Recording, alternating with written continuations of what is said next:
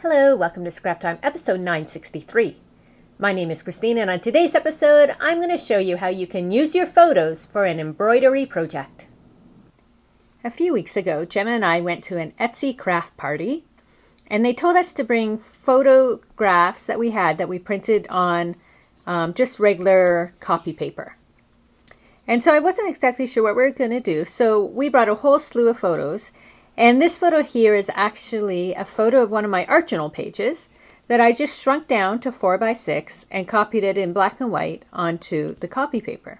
But we also brought pictures. Gemma brought a picture of her ballet shoes, and then we had brought some other pictures. But I decided that I was going to do this one here of my art journal page.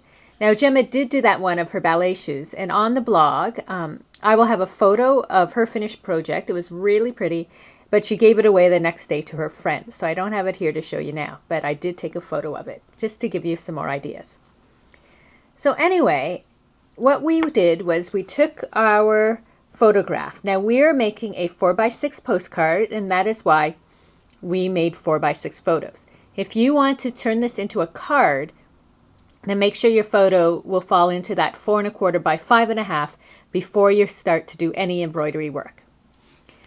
You take your photocopy and then you put masking tape all on the back before you start to do anything. And that's what will give you the flexibility and that of your paper, so your paper won't rip and crumple so easily when you're doing all your stitching. So after you have your photocopy with your tape, you're ready to start. So in my case, I decided I was going to outline the flower and just do different colors. So I'm just going to show you how easy it is to do this. So what I like to do before I start embroidering is to punch holes, because it's a lot easier to punch holes and then put your needle through than to try and get your embroidery needle through. And it also will help you show you where you're going, because when you're pulling on this side, you have no idea what your photo is of, so you don't know where your needle should go. So I have my paper piercer, and I'm going to follow this little white line here to finish it off. So I'm just piercing every so often, especially in this one with the little curve. I want to get that curve. And then I do that. I don't go quite to the end. So then I have my embroidery floss in an embroidery needle. You need a hole big enough that it will fit the floss. And what I've done is I've taken a piece of floss and in a floss you'll get 6 little strands of the floss, and I've done 3, so I split it in half. So this is 3 strands of embroidery floss. So here on the back you can see I have my holes, so I know exactly where I am going. So I just start by putting my needle through that first hole and checking that yes, that's the first hole I want. And I pull it, and what I want to do is just pull it so I have a tiny bit left, and then I'm going to take some masking tape and tape it down. Now the reason why I don't want to do a knot is because this is going onto another piece of paper. So if we had a bunch of little knots, it will make it really bumpy and hard to glue down. So even now we still have a bit of dimension, but at least it's all flatter. And then I go into my first hole, and it's nice and smooth. So now I'm going to go up into my second hole, and you'll see that there's a space there. So what you do is a back stitch, you go back down into the previous hole, and that's how you get that nice smooth line. So then I know there's my next hole,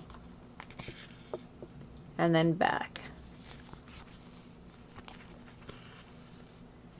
So this is a very simple stitch to do, but you get that nice line happening so everything is solid. Now you could do any of your photographs. Some ideas is if it was, say, a picture of a rainy day, you could say outline the umbrella and then draw in little raindrops on top of it. Is cute. There's a sample of a sunny day, and then they left the photo but just drew just embroidered rays around it. So there are so many different things you can do with your photos depending on the theme.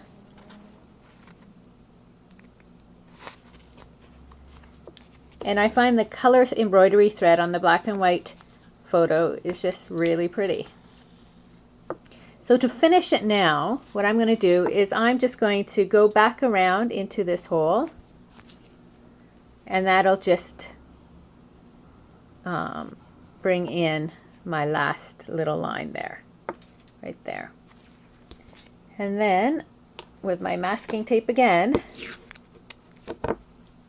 I'm just going to pull it and put a piece down there to keep everything in place, and then cut off the excess.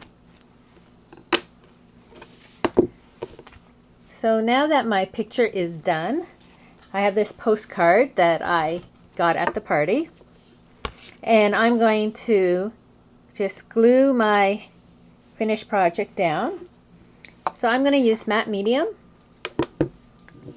for this part, but you can use any sort of glue you may have. And I'm going to put a fair amount on.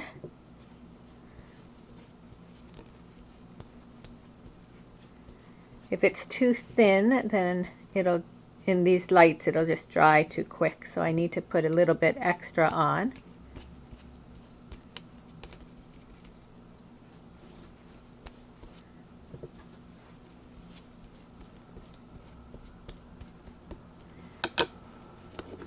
And then I just take my finished picture and line it up.